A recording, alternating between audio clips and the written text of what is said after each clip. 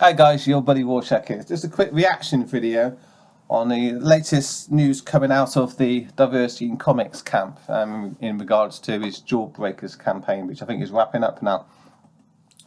I just read an article from Bounding into Comics, which really surprised me because it was a genuinely fair and balanced article. I don't expect that from the comic book media, so perhaps Bounding into Comics is doing what our boy Sack is doing. He's offering a genuine different point of view away from the leftist consensus, because after reading his article I did get the impression that this guy is a sane, normal human being, which you can't say about the majority of the people working on the comic book media today in sites like Bleeding Cool. So his article then, I'll just read out the first part of it. It's titled, I'll leave a link to it down below. Comic book retailers plan boycott of Diversity in Comics Jawbreakers-Lost Souls and Antarctic Press. Diversity in Comics, aka Richard Meyer, John Malin and Brett R. Smith, have raised an astronomical amount of funds for their upcoming graphic novel Jawbreakers-Lost Souls. As of this writing, the Indiegogo campaign lists the trio have raised $198,480. Wow, from 5,497 backers. So I'll say that's a bit of a success. But that's not the only good news for the creators.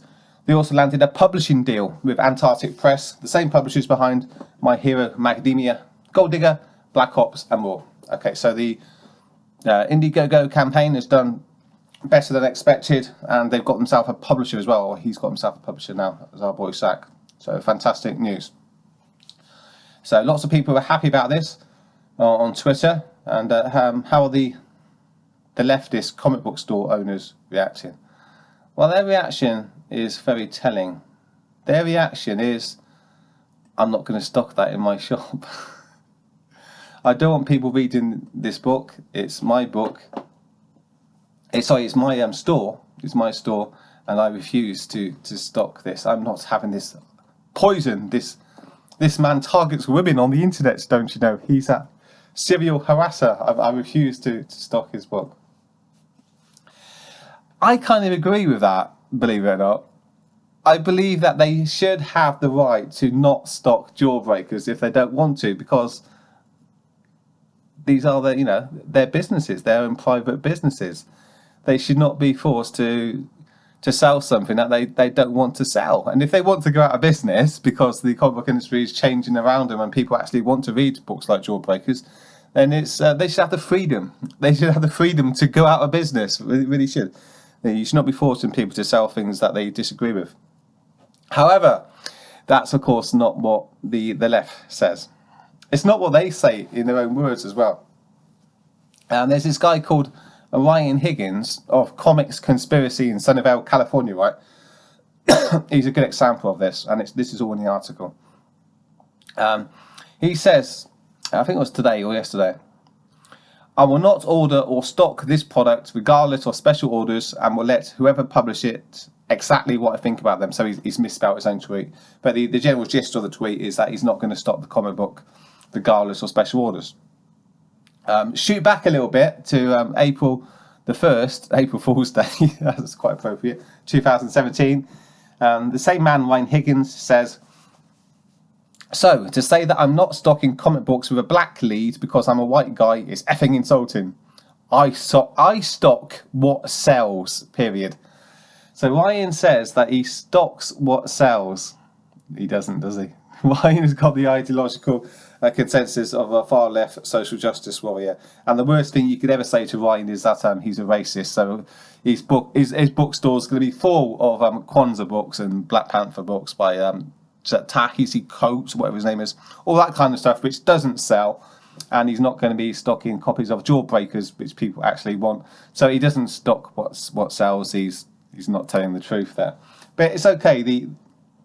The left don't really have any standards, and in the article it goes on to mention the obvious trumping elephant in the room, the wedding cake situation. Remember that the Christian bakery who refused to make a wedding cake for a gay couple who have been taken to court and been forced to bake the cake. Okay, leftist. You can have it only one of two ways. Do you want the Christian bakers to be forced to bake the cake, or do you want them to be free to not bake the cake? Because the principle now applies to you as well in your comic book stores. You can't have it both ways. And it's actually going through the Supreme Court, I think, at the moment. So you might actually be forced to sell Jawbreakers in your own comic book shop because you hated Christianity so much.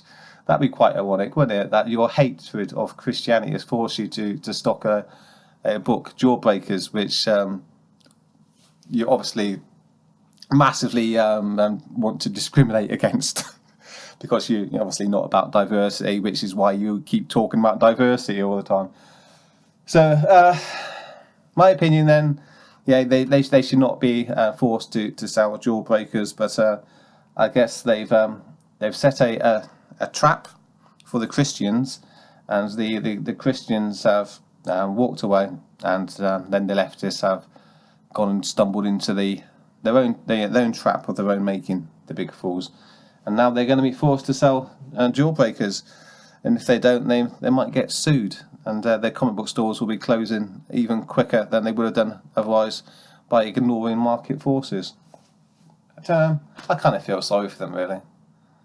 This is what happens when you have no standards, isn't it? And this is also what happens when you are about ideology first and business second. I love the market. The market always corrects things in the long term. You might have to wait a while, but it gets things right in the end. So there we go. That's all I wanted to say about this situation. Congratulations to our boy Zach. I look forward to seeing your comic book on the shelves of my own comic book shop in Swindon, and I'll certainly be talking to the guy who owns the shop, John, see if he can get some copies of the book there on the shelves for everybody else to see. So I'll end the video. Thanks for watching. Cheers. Please like and subscribe, etc. I'll leave a link to the article down below. I suggest you give it a read because it's a rare, competent article in a genre of journalism, the comic book industry journalism, comic book journalism, which is pretty poor at the moment. Perhaps that's changing as the comic book industry itself is forced to change by the hard work of people like diversity in comics. So cheers, I'm off. Catch you all later.